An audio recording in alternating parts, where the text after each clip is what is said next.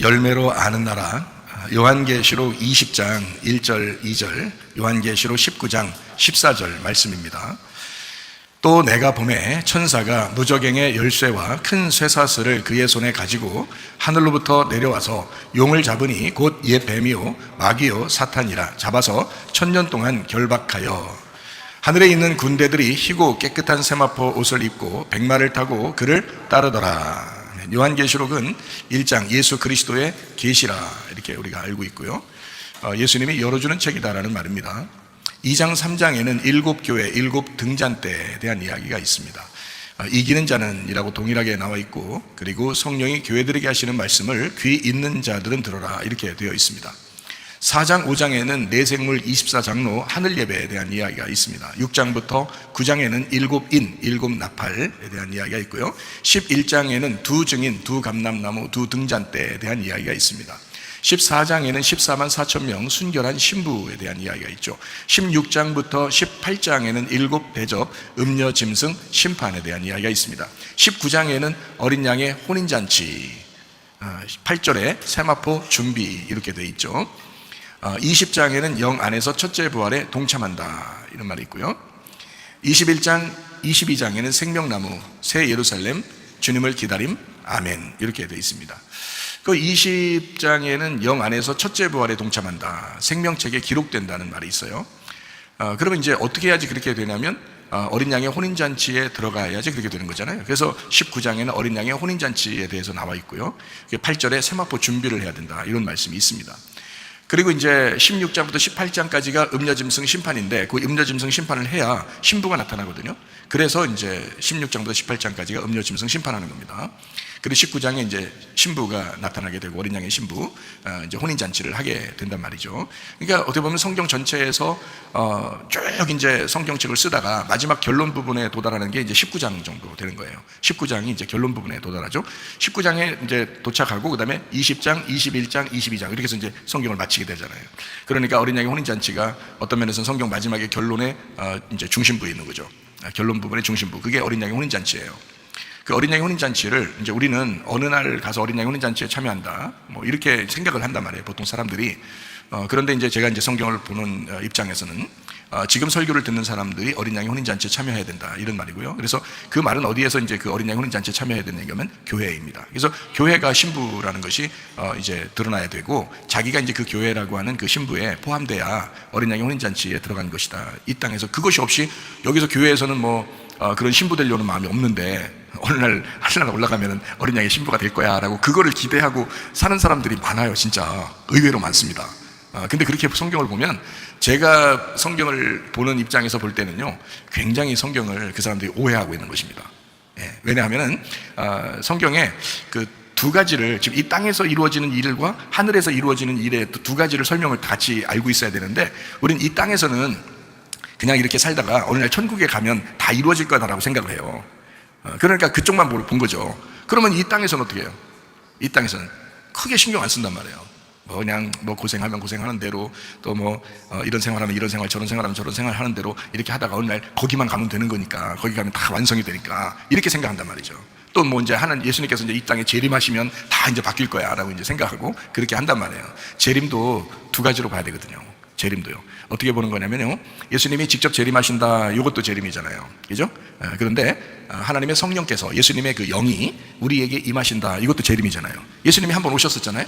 그죠? 이 땅에 오셨었는데 부활 승천했잖아요.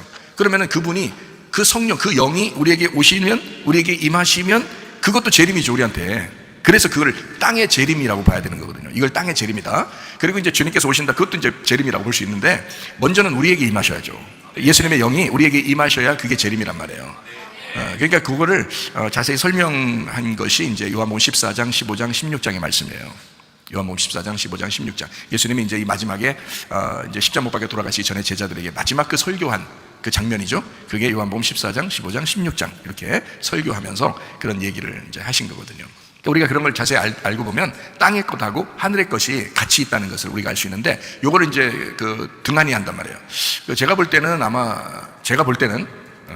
마귀에게 속은 것 같아요, 사람들이요. 마귀에게 왜 속은 것 같으냐면, 하늘나라만 자꾸 생각한다. 이 땅에서 생각을 안 해요. 이 땅의 생각을 안 하니까 하늘나라에 간다, 하늘나라에 가면 되지, 뭐 주님이 어느 날 종말이 올 때 그거면 되지, 이렇게 이제 생각을 자꾸 하다 보니까 지금 여기서 망쳐버리는 거예요. 이 땅의 삶에서 망쳐버리는 거예요. 그게 마귀 역사 같아요. 왜 마귀 역사 같으냐면 여기서 망치면 그날이 없어요. 여기서 망치면 그날이 없는데 요걸 망치게 하는 거야. 내가 보니까 사람들을, 그러니까 막연히 생각하게 하는 거예요. 막연히 하나님 나라를 막연히 생각하게 만들어요.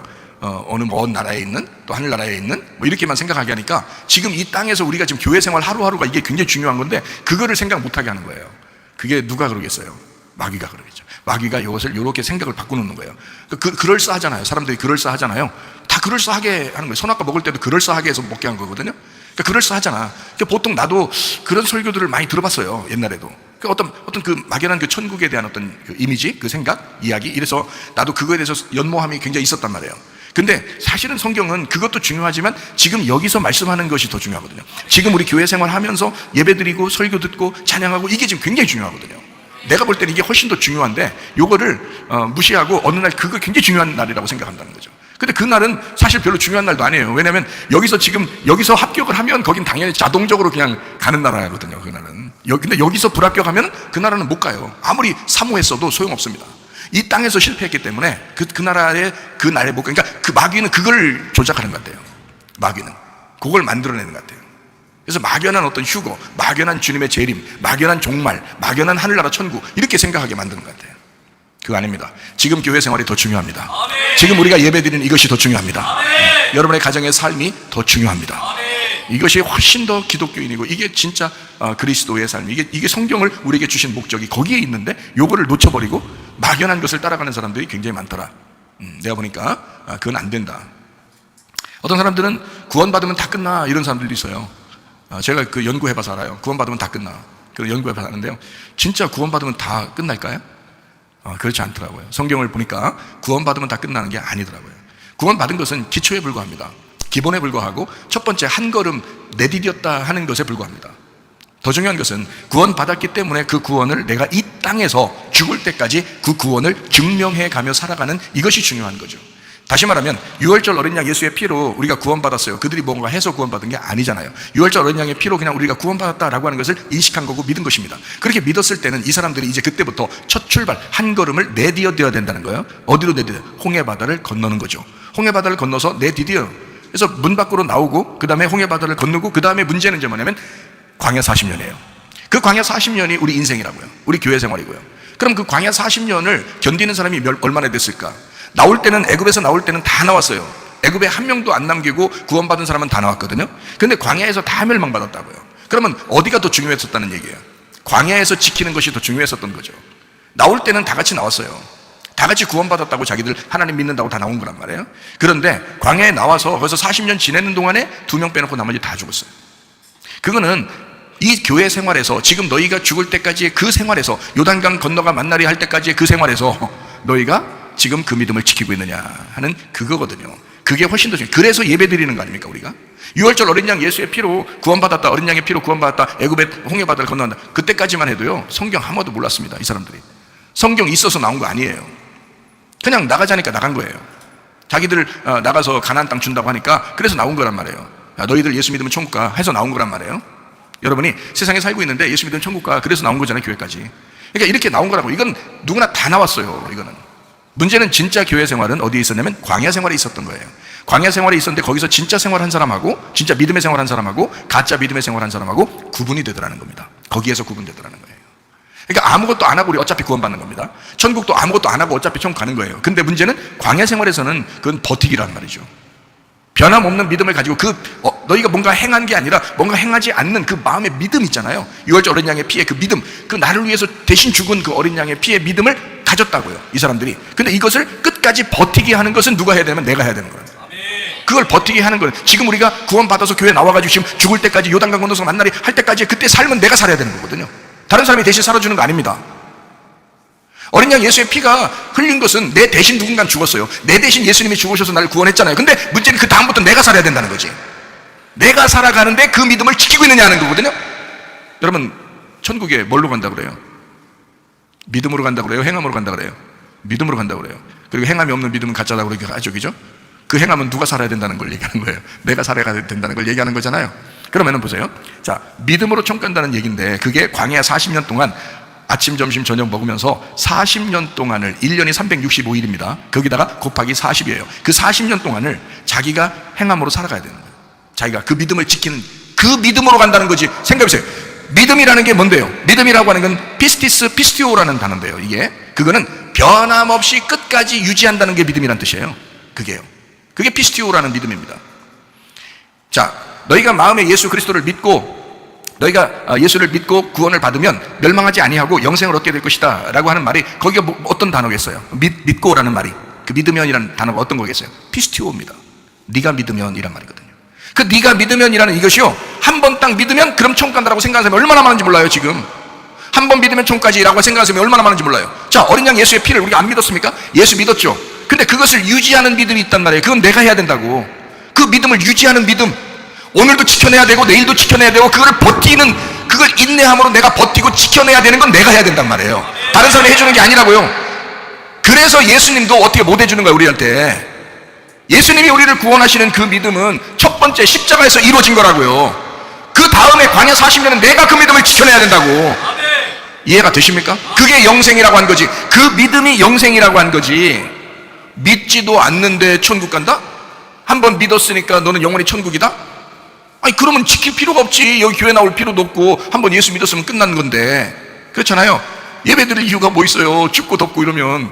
근데 그거를 버텨내야 되거든. 그러니까 여러분 자랑하지 마세요. 어떤 사람이 나보다 좀 못한 것 같아, 저 사람이 오늘 새로 나온 것 같아, 아니면 저 사람이 나보다 더 잘못 많이 하는 것 같아, 이거 비교하지 마세요. 이거 판단하지 마세요. 왜 그런지 알아요? 네가 죽을 때까지 그 믿음을 여호수아와 갈렙처럼 똑같이 지키느냐 안 지키느냐는 똑같이 출발하고 다 달라요. 다 다르게 도착합니다. 죄를 많이 지었다고 해서 늦게 도착하고 죄를 안 졌다고 해서 일찍 도착하는 그런 게 아니에요. 누가 거기에 그 믿음을 끝까지 그 주님을 의지하고 그 주님을 인정하고 그 주님을 믿고 끝까지 버티느냐 하는 것은 아무도 몰라요. 본인만 합니다. 본인만. 그러니까 여기서요, 우리 교회 나오면 회개하시고 버티면 됩니다. 그거예요. 아니 성경에서도 인내함으로 너희 영혼을 얻을 것이다 그랬죠. 그러면 생각해. 그게 자, 인내함으로라는 말은 너무 매끄럽고 멋있는 말이죠.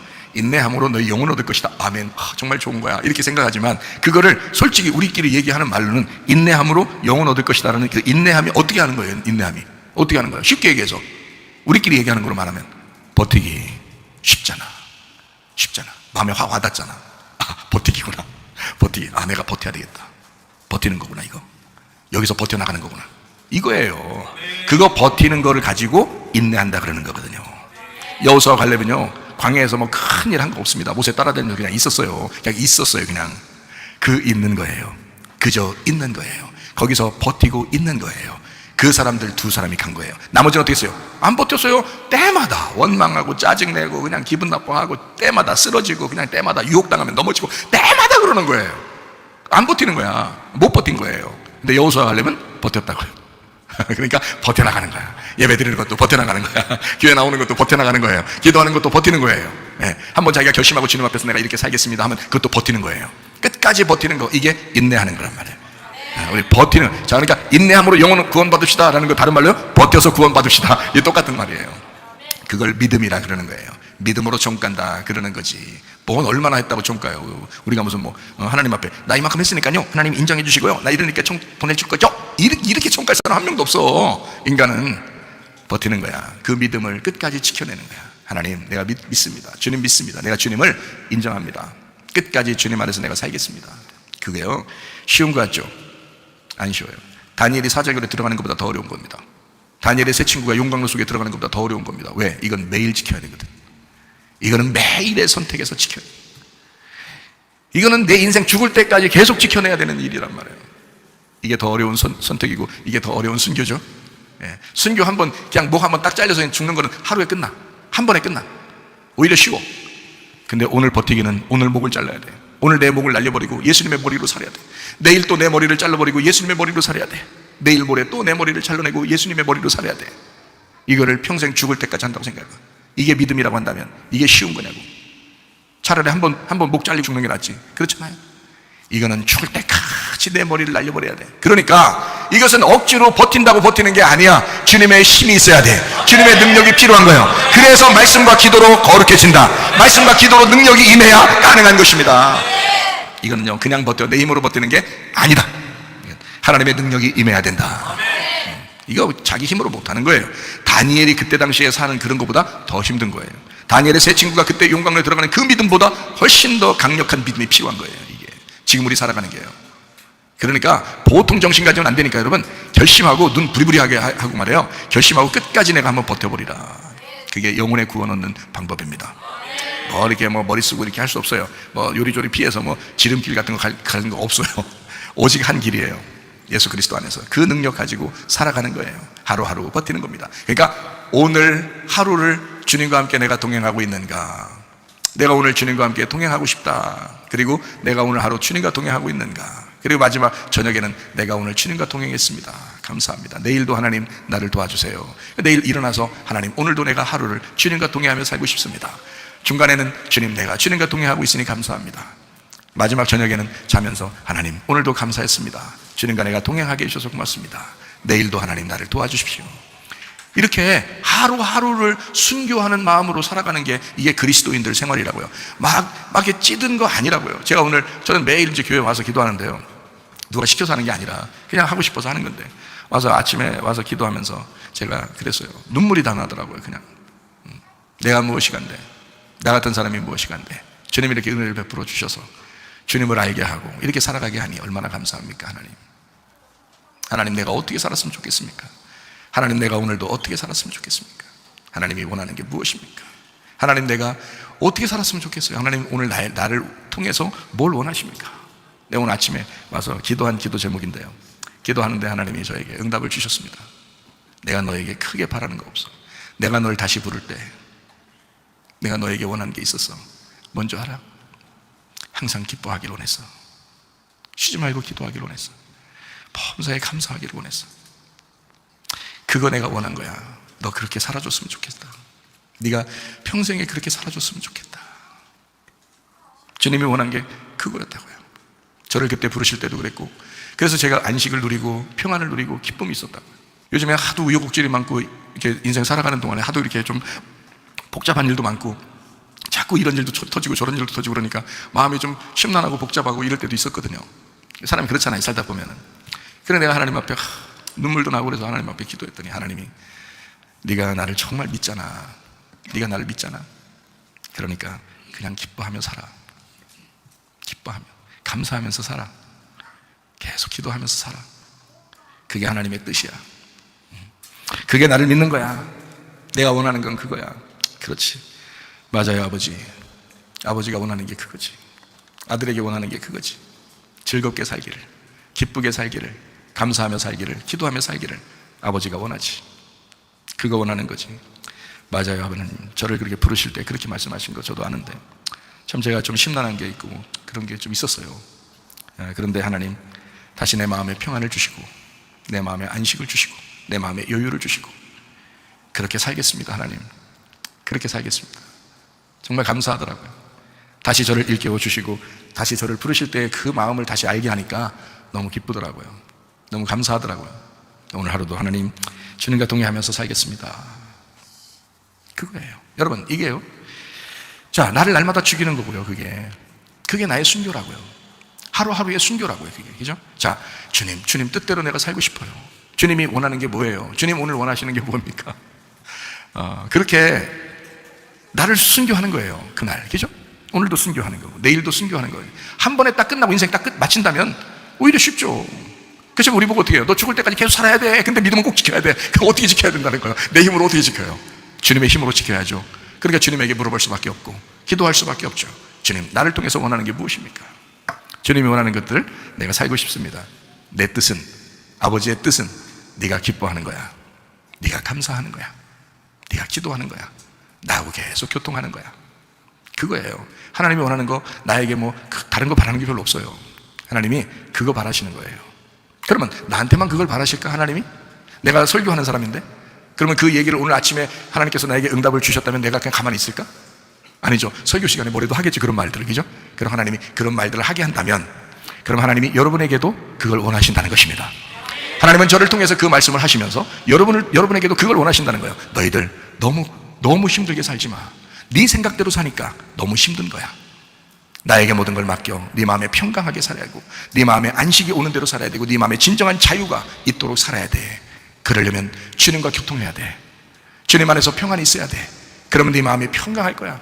그러면 내가 네 일을 해줄게. 내가 내 일을 해야 된다고 해서 너무 피곤했거든요. 저도 피곤할 때가 많이 있었거든요. 하나님 오늘 또 다시 알려주시는 거예요. 내가 네 일을 해줄 테니까 너는 쉬었으면 좋겠어. 너 편안했으면 좋겠어. 너 기뻤으면 좋겠어. 그러는 거예요. 얼마나 눈물이 나든지, 얼마나 감사하고 눈물이 나든지. 하나님, 그래요, 맞아요. 때마다 내가 이런 거 자꾸 잊어버리지 않도록 하나님 그렇게 말씀해 주시고 그렇게 하셔야지. 자꾸 사람들이 잊어버리거든요. 우리가 생활하다 보면 막 자꾸 잊어버리잖아요. 근데 사실 하나님이 우리 아버지시면 아버지가 아들한테 바라는 게 뭐겠어요? 저도 아버지인데 아들한테, 우리 손주도 있고. 근데 바라는 게 뭐겠어요? 그냥 마냥 웃고 마냥 먹고 즐겁고 이렇게 하기를 원하잖아요. 나를 벗어나면 얘들이 괴롭거든요. 나를 벗어나면 자기들이 괴로운 거예요. 그럼 나한테 오라는 거예요. 내 안에서 기뻐하라는 거예요. 내 안에서 평안하라는 거예요. 그죠? 그러면 적어도 아빠인데, 적어도 할아버지인데 그거 하나 못 해주겠냐고요. 근데 하나님은 저보다 더 하잖아요. 하나님은 더 아버지시잖아요, 우리보다. 그죠? 하나님은 나보다 더 할아버지잖아요. 그러니까 우리가 얼마나 기뻐하길 좋아하시겠냐고요. 하나님 우리 자기 품 안에만 있으라는 거 아니에요. 하나님의 품 안에 있어라. 내 품 안에 있어라. 네 마음이 평안할 수 있도록. 그래서 하나님 앞에 기도하세요, 여러분. 하나님 내 마음에 평강 주셔달라고. 그렇게 기도하세요. 근데 평안이 올 때까지 기도해 보시라고요, 여러분. 평안이 올 때까지. 그러면 하나님이 원하시는 것이 확실히 선한 것임을 여러분이 깨닫게 될 것입니다. 우리 보고 복잡하게 살지 말라고 그러죠. 저보고 복잡하게 살지 말라고 그러죠. 저보고 너무 힘들게 살지 말라고 그러죠. 야, 너무 애쓰지 마라. 너무 힘들게 하지 마라. 제가 진짜 행복하고 편안하게 살려고 하는 사람이거든요. 주님 만나고 난 다음에. 그런데 복잡한 일들이 그때마다 이렇게 터지고 그럴 때 있잖아요. 그런데요, 오늘 또 다시 한번 깨닫습니다. 하나님이 원하는 게 그런 거였지. 맞아. 그래, 주님 원하는 게 그거야. 안식해야지, 평안해야지, 기뻐해야지. 주님, 제 마음에 평안을 주세요. 평안한 마음을 주세요. 그러니까요, 실제로 막 평안해집니다. 기쁨이 와요. 평안해져요. 하나님이 대신 일하실 것 같아요. 그런 마음이 막 와요. 그러면 좋아요. 그러면 된 거예요. 얼마나 감사한지 몰라요. 여러분도 그런 기도하시면서 한번 생활해 보세요. 그럼 참 기쁠 것입니다. 자, 우리 성경 한번 보도록 하겠습니다. 요한계시록 19장 8절 말씀입니다. 그에게 빛나고 깨끗한 세마포옷을 입도록 허락하였으니 이 세마포옷은 성도들의 옳은 행실이로다 라고 되어 있습니다. 흰 세마포가 성도들의 옳은 행실이래요. 이거를 우리가 이제 성경을 몇 군데 이제 찾아보면 좀 더 이해할 수 있겠습니다. 요한계시록 7장 14절 말씀이요. 내가 말하기를 내 주여 당신이 아시나이다 하니 그가 나에게 이르되 이는 큰 환란에서 나오는 자들인데 어린 양의 피에 그 옷을 씻어 희게 하였느니라. 그래서 어린 양의 피에 옷을 씻은 사람들이 흰 옷 입고 나온다, 이렇게 돼 있어요.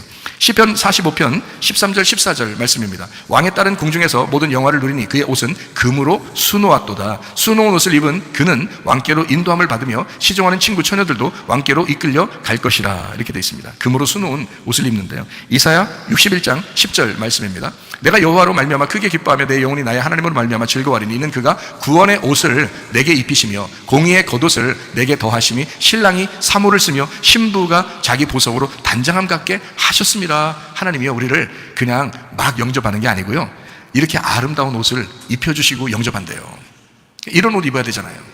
저는 여러분 목사니까 여러분에게, 저도 그렇게 주님 앞에 깨닫고 있지만 저는 여러분에게 말할 책임이 있는 그런 사명을 가진 자란 말이에요. 그러니까 여러분에게 어떻게 하면 이런 흰 옷을 입고 주님 앞에 갈 수 있을까, 이렇게 옷을 준비시켜주는 역할을 하는 거거든요, 교회가. 그래서 이제 여러분에게 이런 말씀들도 같이 하는 겁니다.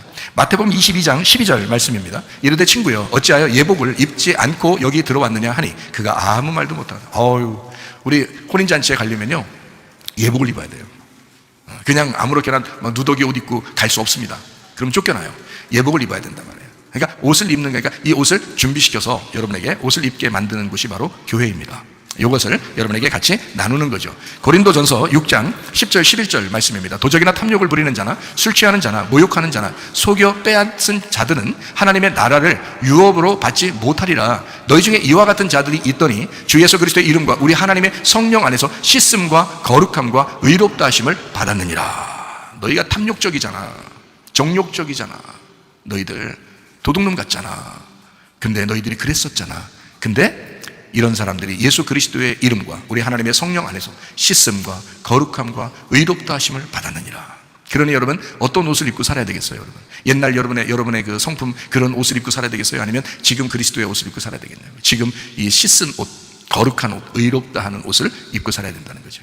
지금 그게 그리스도인이라는 그런 얘기죠. 자, 우리 요한계시록 14장 3절부터 5절까지 말씀입니다. 그들이 보좌 앞과 네 생물과 장로들 앞에서 새 노래를 부르니 땅에서 속량을 받는 14만 4천 밖에 능히 이 노래를 배울 자가 없더라. 이 사람들은 여자와 더불어 더럽히지 아니하고 순결한 자라, 어린 양이 어디로 인도하든지 따라가는 자며 사람 가운데에서 속량함을 받아 처음 익은 열매로 하나님과 어린 양에게 속한 자들이니 그 입에 거짓말이 없고 흠이 없는 자들이더라. 자, 어떤 사람들이 그 흰 옷 입고 어린 양의 혼인잔치에 참여하는 그 어린 양의 신부들이 된다고요?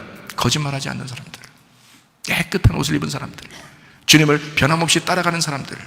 자, 우리 교회에서 말씀하는 것들과 동일한 말씀이죠. 이 성경에 나오는 말씀이 동일한 말씀이에요. 그러니까 이런 말씀들대로 하는, 이게 뭐냐면 거짓의 반대가 뭐냐면 진리잖아요. 진리, 진실, 정직. 그래서요, 정직한 말을 하는 자들, 진실한 말을 하는 자들, 진리의 말을 하는 자들. 그러니까 거짓은 뭐냐면 진리의 말을 하지 않으면 그게 거짓말이에요. 그러니까 말씀 증거하는 사람이 먼저 중요하겠죠. 진리의 말을 하느냐 안 하느냐. 진리의 말을 하지 않으면 그러면 거짓말하는 사람이에요. 그게 거짓 선지자라고 그러는 거예요. 그러니까 저도 거짓 선지자가 되지 않기 위해서라도 오직 진리가 무엇인지를 계속 탐구하고 진리가 무엇인지를 구하고 그 진리를 구하는 겁니다. 그 진리의 주님을 자꾸 구하는 거죠. 그래서 그 진리를 깨닫고 그 진리 안에서 얘기하는 거예요. 그러면 여러분이 짐승의 표를 받지 않게 되거든요. 짐승의 표 받은 사람은 다 멸망합니다. 요한계시록 19장 20절 말씀이거든요. 짐승이 잡히고 그 앞에서 표적을 행하던 거짓 선지자도 함께 잡혔으니 이는 짐승의 표를 받고 그의 우상에게 경배하던 자들을 표적으로 미혹하던 자라. 이 둘이 산채로 유황불 붙는 곳에 던져졌다라고 합니다. 그러니까 짐승의 표 받은 사람들을, 그들을 꼬시면서 그들에게 진리의 말을 하지 아니하는 그 거짓말하는 자들, 다 뭐 하는 자들은 설교하는 자들을 얘기하는 겁니다. 이게 무슨 말이냐면 진리의 말씀을 하지 않으니까, 설교자가 뭘 구분해야 되냐면요, 내가 지금 진리의 말을 하는지 지금 내가 진리의 말을 하지 않는 건지 그걸 구분하셔야 돼. 그것도 구분 못하는 사람들, 이건 진짜 신학교에서는 그거 가르쳐야 돼. 신학교에서는 그거 가르쳐야 돼. 진리가 무엇인지 거짓이 무엇인지를 구분하는 방법들을 가르쳐 줘야 될 것 같아요. 신학교에서는. 어쨌든 뭐 다 훌륭한 목사님들이지만, 인격적으로 다 훌륭한 목사님이지만, 자, 진리의 말씀을 하지 않고 간혹 자기의 뜻대로 생각해서 설교를 만들고 자기의 뜻대로 설교하는 사람도 있을 거란 말이에요. 진리의 말이 아닌데 이 세상에서 잘 되는 어떤 방법들, 뭐 이렇게 예를 들자면 그렇단 말이에요. 또 뭐 우리가 어떻게 섬겨야 하늘나라 간다, 뭐 이런 얘기를 한다든지, 이것도 아닌 거죠. 하나님의 섬김을 받아야 되는데 반대말 하는 거예요. 우리가 하나님을 섬김으로써 천국 간다, 뭐 이런 얘기하는 사람들도 이것도 반대말 하는 거잖아요. 반대말 하는 건 다 거짓말이에요. 진리의 말이 아닌 것은 다 거짓말이라고요. 하나님의 섬김을 받아야 된다는 거거든요. 하나님의 섬김을 받아야 천국 가는 겁니다. 하나님으로부터 구원이 와야 되는 거예요. 그러니까 우리 쪽이 아니라고요. 우리 쪽이 아니라 하나님 쪽에서 하는 거란 말이에요. 그것을 내가 버티는 거, 인내하는 것은 내가 하는 거잖아요. 그것은 지금 우리가 버텨내는 거거든요. 지금 인내하는 거, 그 구원을 붙잡고 그 믿음을 붙잡고 우리가 버텨내는 거거든요. 죽을 때까지. 그 삶을 사는 것은 내가 살지만 위에서부터 섬김을 받으셔야 된다고요. 그 섬김 받은 것을 붙들고 있는 거거든요. 그 믿음을 붙들고 있는 그게 믿음이라고 하는 거예요. 믿음으로 천국 간다 한다는 말이 그 말이거든요. 그래서 그렇게 진리의 말씀을 가르치는, 진리의 말을 가르치는 그것이 아니면 다 거짓말이 된단 말이에요. 그러니까 참 다 조심스럽죠. 그죠? 말씀을 가르치는 사람도 조심스럽고 배우는 사람들도 조심스러운 거죠. 배우는 사람들도요, 짐승의 표 받고 살면 안 됩니다. 짐승의 표는 세상에 있는 거예요. 교회에 있으면 안 되는 거예요. 근데 교회에 들어온다고요. 그게 교회의 사상이 돼버리고 사람들을 꼬셔나가고 유혹하고 넘어뜨리고 세상적으로 살게 하고 이렇게 만든단 말이에요. 안 된다고. 교회는 세상과 다른 것입니다. 하나님의 표가 있어야 되는 거예요. 하나님의 진리의 표를 받으셔야 된다는 거예요. 이게 우리가 살 길이란 말이에요. 내가 목사인데 나도 주님 만나야 될 텐데 내가 왜 멸망받을 짓을 하겠냐고 생각을 해보시라고요. 여러분 다 살린다고 내가 멸망받을 짓 하면 네 되냐고. 안 되지. 여러분도 살아야 되지만 나도 살아야 된다고요. 나도 주님 만날 때 살아야 된다고. 그렇잖아요. 그러니까 내가 그걸 구분할 수 있는 그 구분할 수 있는 그 분별이 가능하니까 그게 너무 감사하다는 거예요. 저는 그게 한 글자 한 글자 다 알아서 그런 게 아니라 그걸 구분할 수 있겠으니까 그게 감사하다는 거예요. 그 하나님의 마음이 어디에 있구나, 이것을 깨달으니까 그걸 감사하다고 하는 거죠. 구분할 수 있겠다 이거예요. 그래서 짐승의 표의 반대말이 뭐냐면 거룩입니다.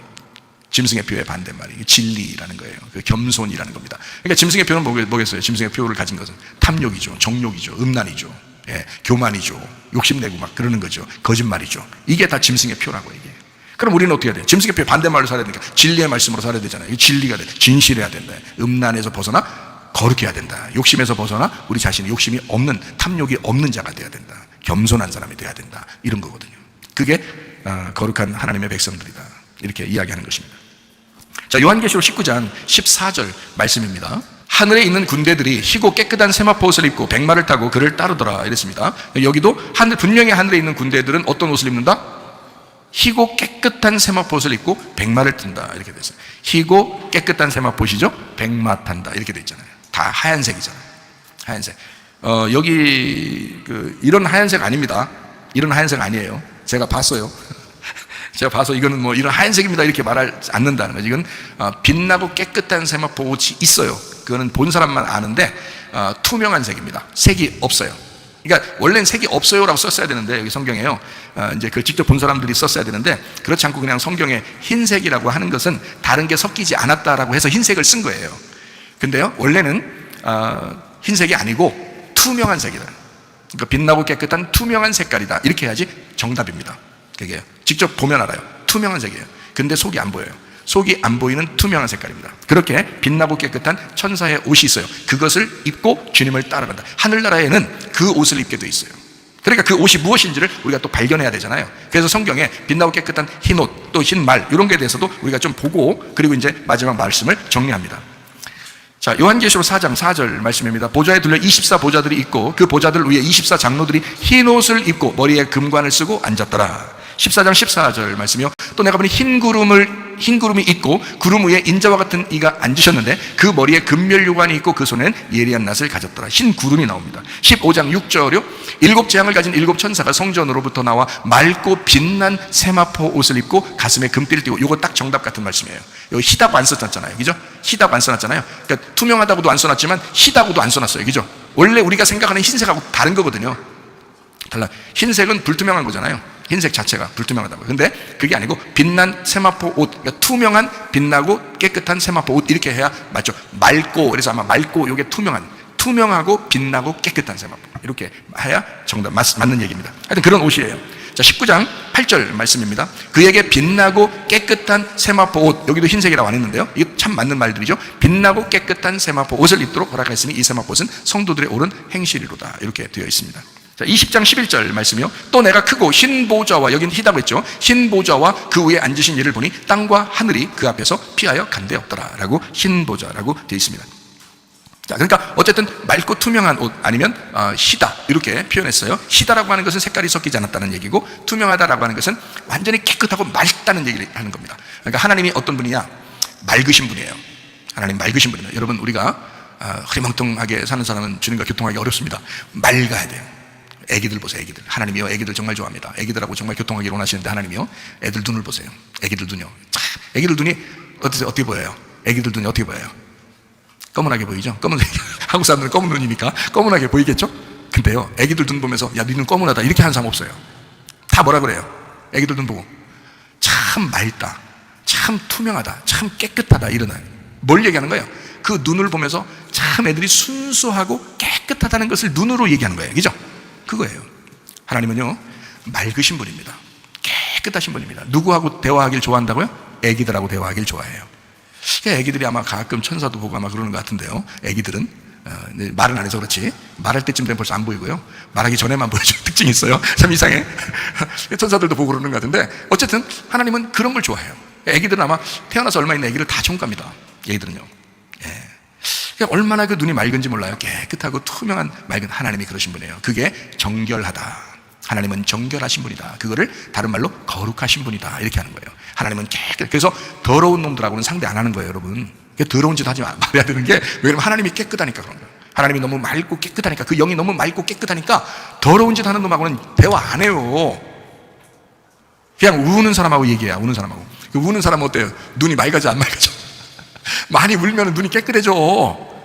그러니까 하나님하고 딱 대화하려면 딱 그냥 필살기가 딱 그냥 눈물 한 방울 딱 그냥 필살기야. 하나님도 그냥 어떻게 안절부절 못하는 그게 그냥 눈물의 그 필살기란 말이에요. 그게 그것만 딱 들어가면요 눈이 맑아지면서 하나님이 다 좋아하시게 돼 있어요. 울어. 기도하면서 그냥 울으라고. 하나님 앞에 울어. 하나님 보고 싶다고 울어. 하나님 볼 수는 없죠. 하나님 보이는 분은 아니니까. 근데 하나님 정말 만나고 싶다고 그렇게 울으라고요. 하나님의 성령께서 여러분 가슴속에 뭔가 깨달음을 주실 거예요. 분명히 깨달음을 주실 겁니다. 하나님 앞에 그 눈물의 필살기를 사용하시라고. 그러면 하나님 안절부절 못한다. 너무 좋아한다.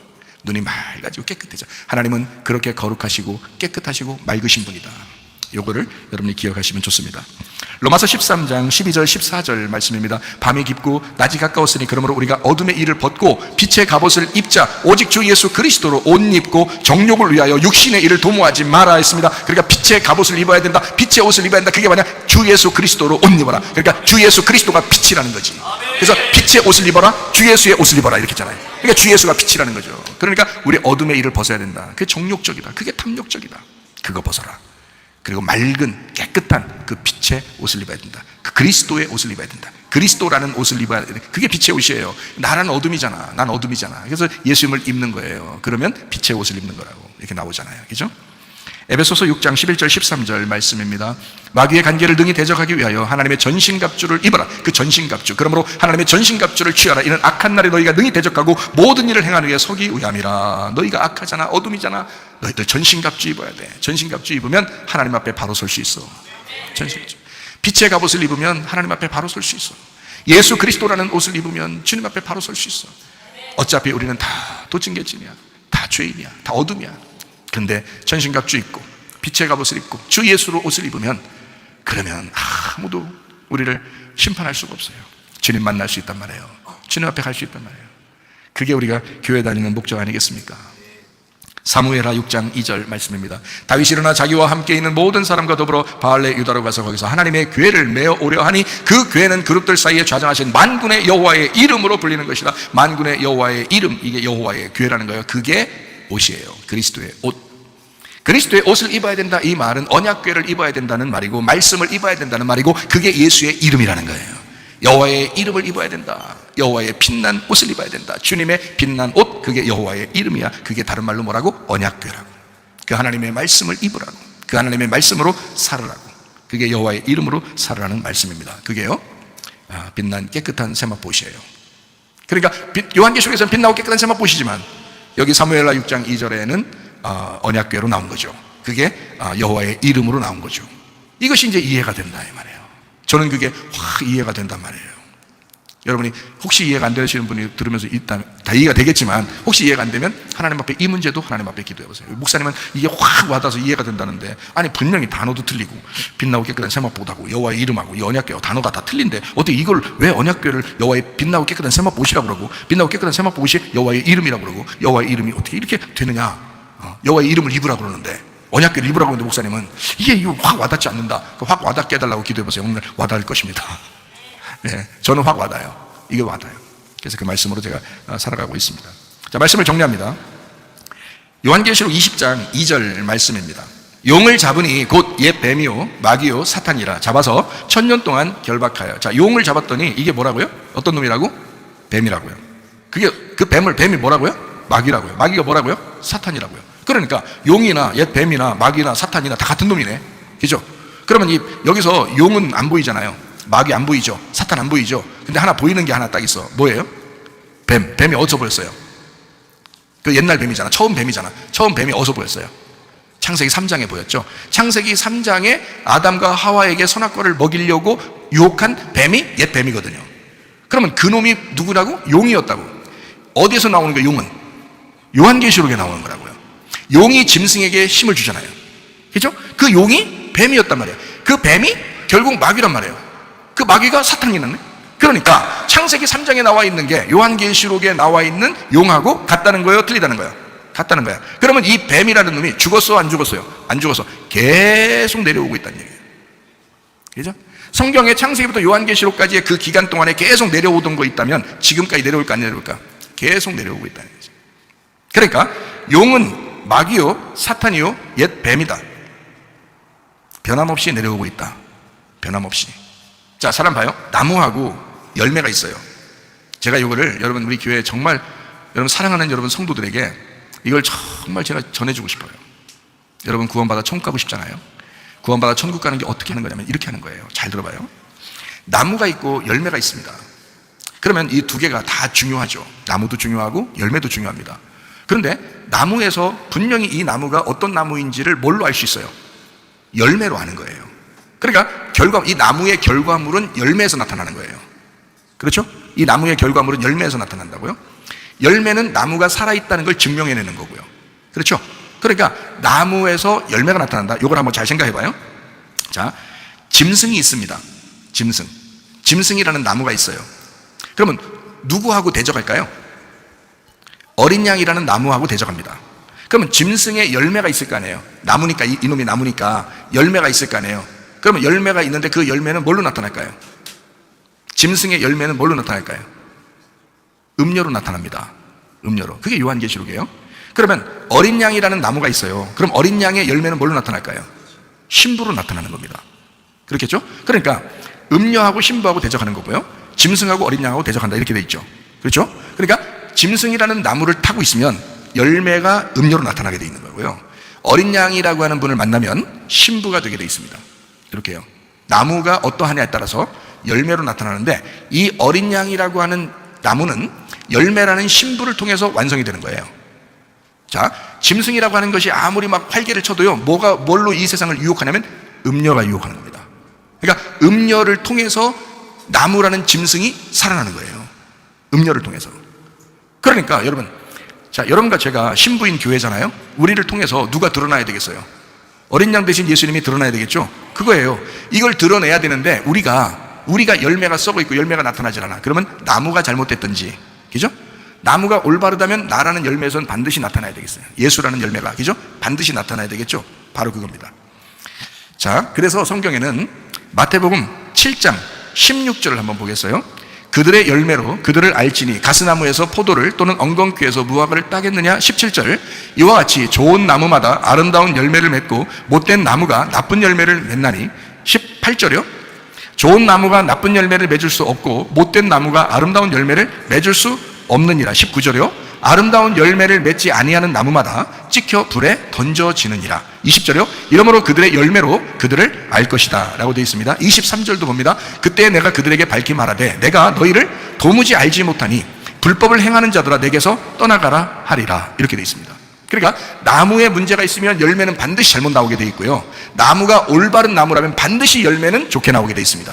자, 여기까지 이해가 되죠? 무슨 말인가? 그러면 열매로 나무를 안다는 거죠. 열매로 분명히 나무를 안다는 거죠. 그죠? 나무가 올바르면 열매로 나오게 돼 있고, 열매를 통해서 이게 사과 열매를 보면 이게 사과나무구나라는 걸 알게 되고요, 배가 열리게 되면 저 배나무구나 이렇게 알게 되고, 복숭아가 열리면 복숭아나무구나 이렇게 알게 되는 것처럼 열매를 통해서 이 나무가 증명이 되는 거란 말이에요. 이 나무가 어떤 나무라는 걸 알려진다는 거죠. 그죠? 자, 그러니까 우리의 나무는 누구냐면 예수님이십니다. 우리의 나무는 예수님이고 농부는 하나님이셔요. 그러면 나무가 예수님이니까 그 나무라는 예수님에서 내가 열매란 말이에요. 내가 열매라고요. 나를 통해서 예수가 증명되는 거라고. 나라는 열매를 통해서 예수가 증명되기 때문에 나라는 열매가 잘못되면 그 열매가 잘못된 거지 예수님은 잘못된 게 아니라고요. 무슨 말인지 알겠어요? 우리가 구원받는 건 예수님 때문에 구원받잖아요. 그런데 내가 잘못함으로써 예수님이 증명이 안 되면 나만 잘못이라고. 왜? 어차피 그 예수를 증명하는 열매들이 있어요. 세계 각곳에, 그죠? 그 예수라는 나무를 증명하는 자들이 꽤 있다고요. 그러니 그 사람들을 통해서 이미 나무는 증명이 되고 있습니다. 문제는 나만 열매를 못 맺는 거야. 그러면 나만 열매를 뭐냐면 나만 잘리는 거야. 그렇죠? 진짜 구원이라고 하는 것은 열매에서 나타나게 되어 있는 거거든요. 나무에서 나타나는 게 아닙니다. 진짜 구원은 열매에서 나타나게 되어 있어요.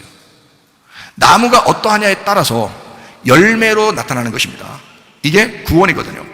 그러면 나무는 우리에게 진짜 우리를 구원하기 위해서, 영의 구원을 위해서 주님이 이 땅에 오셔서 우리를 위해서 죽으셨어요. 그래서 우리를 구원했다, 다 구원했느니라, 내 나무는 이런 거다라고 가르쳐줬어요. 그래서 나라는 열매를 통해서 내가 구원받은 것으로 예수라는 나무가 십자가의 죽음이 증명되는 것입니다.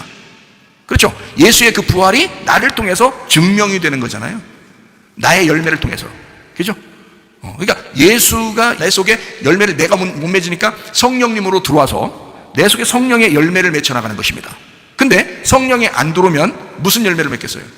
나라는 이 땅에서 태어난 육체의 열매를 맺는다고요. 그렇죠? 육체의 열매 맺으면 하나님 나라 가요 못 가요? 성경에 못 간다고 돼 있어요. 그러면 어떤 열매가 돼야 돼? 성령 열매가 돼요. 그러면 반드시 나무하고 열매하고 같은 것이 돼야 된다는 거죠. 무슨 말인지 알겠어요? 그러니까 누가 가는 거야? 내가 열매를 맺음으로써 가는 거란 말이에요. 성령이 와서 나에게 열매를, 나를 통해서 열매를 맺음으로써 내가 천국의 열매를 하나님 앞에 열매로 이제 드려지는 거죠. 그게 첫 열매 되신 예수님을 따라서 우리도 그 두 번째, 세 번째 열매가 돼서 하늘나라에 올라가는 거거든요. 자, 교회라고 하는 것은 나를 통해서 예수가 증명되는 것이다. 이게 교회다. 나를 통해서 예수가 증명되는 것이다. 그러면 이제 정리합니다. 십자가 예수는 그리스도이십니다. 그리스도는 하나님이시고요, 하나님은 신부인 교회를 통해서 자기를 나타내셨다고요. 그래서 신부인 교회 안에 같이 있다고요. 여러분, 교회가 무시될 대상은 아닙니다. 교회가 하나님 자신이시다 이 말이에요. 교회를 통해서 하나님은 자기를 나타내기를 원하셔요. 네. 자, 진짜 구원이라는 게 뭐냐, 그래서 진짜 구원은 하늘의 뜻이, 제가 여러분 사랑하니까 진짜 자세하게 설명해 드리는 거예요. 소리 한번 안 지르고요. 자, 하늘의 뜻이 이 땅에 이루어져야 된다. 그죠? 하늘의 뜻이 이 땅에 이루어져야 된다. 그게 하늘의 뜻이 누구예요? 하나님이죠? 하나님이 하늘의 뜻이에요. 자기가 그리스도라는 아들을 이 땅에 내려보냈어요. 하나님의 의지, 하나님의 뜻, 하나님의 마음을 이 땅에 내려보냈다고요. 그게 예수님으로 오신 거라고요. 그래서 이 땅에서 이분이, 예수님이 완성을 했어요. 그게 나무가 되신 거야. 나무가 되셨어요. 완성을 했잖아요. 그럼 이제 거기에 열매가 나와야 되잖아. 그래서 열매가 나는데 그 예수를 깨달은 사람들이 자기 가슴 속에 예수를 품으면서 막 그 안타까워하고 그 주님을 위해 살려고 하는 그 열매가 이 속에서 나타나기 시작한다고요. 그런 사람들이 교회로 모이는 거거든요. 하늘의 뜻이 이 땅에 이루어져야 영혼 구원입니다. 그게요, 진짜 구원입니다. 자, 진짜 구원은 뭐냐? 나무가 있는데요, 열매로 나타날 때 비로소 이 열매를 보고 나무라는 걸 완성하는 겁니다. 그러니까 이 나무가 혼자 있을 때는 완성이 아니에요. 열매로 나타날 때 이 나무였구나, 이렇게 되는 거예요. 그죠? 사과가 열릴 때 사과나무였구나, 배가 열릴 때 배나무였구나, 복숭아가 열릴 때 복숭아나무였구나가 증명되기 때문에 하나님이 그걸 모르실 리가 없다고요. 예수님이 이 땅에 오셨다고 그 열매가 맺혀지는 게 아니란 말입니다. 오셔서 십자가 못 박혀 돌아가시고 이제 드디어 그를 믿는 자들이 생기는 거예요. 그 믿는 교회가 생김으로써 그 교회를 보고 예수가 완성되는 겁니다. 그러니까 열매를 통해서 나무가 완성된다고. 그래요? 자, 그러면 나무를 통해서 열매를 알 수 있고요, 열매를 통해 나무가 완성됩니다. 이게 진짜 구원인 거예요. 자, 보세요. 진짜 구원은 그래서 뭐냐? 영혼 구원이 진짜 구원이다. 이게 어떤 구원을 얘기하겠어요? 영혼 구원이 진짜 구원이다라고 한다면 어떤 구원을 얘기하는 거예요? 그래서 인내함으로 영혼을 구원할 것이다, 이렇게 말하거든요. 너 버티게 해야 돼. 너 하루하루가 순교야. 하루하루가 날마다 죽는 거야. 날마다 자기를 부인하고 자기 십자가를 지고 지금 따라오는 거야. 이게 영혼 구원이야. 그렇게 해서 이렇게 구원받는 것인데, 그게 진짜 구원인데, 그 영혼의 구원을 뭐라고 얘기하는 거냐면 생활 구원이란 말이에요. 아멘. 여러분의 생활, 죽을 때까지 그 생활 구원이라고. 아멘. 그게 진짜 구원이라고. 그게 영혼의 구원이라고요. 여러분의 생활을 통해서, 그 열매를 통해서 나무가 증명되는 거라고. 아멘. 그러니까 여러분 생각해요. 헛된 그 가르침 받고 생활하면 안 된다고. 여러분, 예수 믿으면 다 총까? 예수 믿으면 구원받으니까 다 총까? 이런 얘기는요, 누구나 다 할 수 있는 얘기야. 예수 믿었으면, 진짜 믿었으면 그 총까죠. 진짜 믿었으면 총까 맞는 거죠. 그 진짜 믿었다면 너의 영혼의 구원을 책임져야 된다. 너의 생활의 구원을 책임져야 돼. 너의 삶을 통해서, 너의 열매를 통해서 그게 나타나야 되는 거야. 너의 열매를 통해서 그게 나타나야 그게 진짜 구원이라고. 그걸 통해서 나무가 증명되는 거니까. 여러분, 하루하루 생활하는 게 여러분 쉽습니까? 그러니까 기도하는 거야. 하나님, 오늘도 책임져 주시옵소서. 오늘도 내 생활할 그 열매를 보고 나의 영혼의 구원을 주시옵소서.